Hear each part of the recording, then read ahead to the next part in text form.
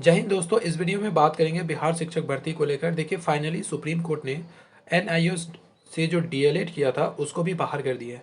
जी हाँ, फाइनली अब ये जजमेंट हो चुका है। पहले दिन में ऐसा लग रहा था, मतलब सुबह में जो मॉर्निंग टाइम में जब जजमेंट हो रहा था तो ऐसा लग रहा था शायद एनआईओएस को शामिल कर लिया जाएगा और एलिजिबल कर दिया जाएगा। लेकिन फाइनली जो अभी आप जजमेंट आया तो उसमें ये क्लियरली बोल दिया गया है कि जो अब पहले तो अगस्त में बीएड वाले को बाहर किया गया पीआरटी से, अब जो है एनआईओएस से जो डीएलएड किए थे उनको भी बाहर कर दिया है। यह बोलकर कि जो एनआईओएस था उससे जो डीएलएड किए थे वो 18 मंथ का था, ठीक है, नहीं कि पूरा टोटल 2 ईयर्स का था।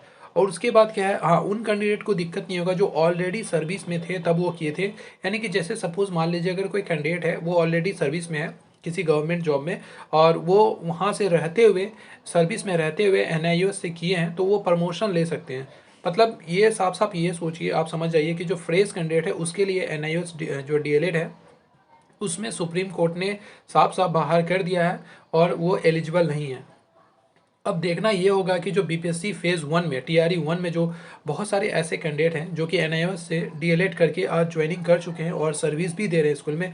फिर इससे पहले जो छठा चरण हुआ था उसमें भी बहुत सारे ऐसे कैंडिडेट थे जो कि ज्वाइन कर चुके हैं। तो अब देखना होगा कि ये जो भी सिलेक्टेड कैंडिडेट है इन पे क्या होने वाला है। देखिए, फ्यूचर में तो फाइनली अब बाहर हो चुका है। अभी जो सेकेंड वेटिंग लिस्ट आने वाला है आपको फेज़ 1 का, तो उसमें तो अब नहीं लिया जाएगा क्योंकि सुप्रीम कोर्ट जब फाइनली बोल दिए तो सुप्रीम कोर्ट के बाहर तो नहीं जा सकते हैं। उनके तो जो उनका जजमेंट है उसको उसके खिलाफ तो नहीं जा सकते। जैसे बीएड को बाहर कर दिया गया था अगस्त में, तो फाइनली जो जजमेंट जो सप्लीमेंट जो रिजल्ट आया आपको बिहार शिक्षा भर्ती फेज़ 1 का, तो उसमें बीएड वाले को बाहर करके ही आया। उसी तरह से अब देखना होगा। लेकिन मैं आप सभी से रिक्वेस्ट करूंगा, अगर आपने एनआईओ से डीएलएड किया है तो कृपया धैर्य रखें। अभी देखिए क्या होता है फाइनली।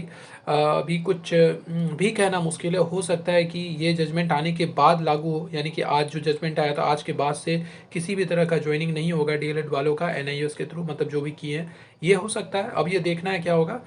फाइनली पहले तो बीएड वाले बाहर हुए, अब एनआईओएस वाले भी बाहर हो गए। और एक दो स्टूडेंट नहीं है, बहुत सारे ऐसे लाखों स्टूडेंट्स हैं, 10 से 12 लाख स्टूडेंट हैं जो ऑल ओवर इंडिया में बहुत सारे स्कूल्स में आपको छठा चरण में और उसके बाद सातवां चरण का फेज़ 1 में भी बहुत सारे सिलेक्टेड हुए हैं। अब देखना है ये सबको क्या होगा। ये बहुत ही दुखद खबर है, पता नहीं ऐसा क्या हो रहा है। अब सिलेक्शन लेने के बाद, ज्वाइनिंग लेने के बाद भी कंफर्म नहीं होता है। तो देखते हैं क्या होता है। किसी भी तरह का डाउट हो तो आप कमेंट करके पूछ सकते हैं। मिलते हैं किसी और वीडियो में किसी और अपडेट के साथ। वीडियो को लाइक कीजिएगा, चैनल को सब्सक्राइब कीजिएगा।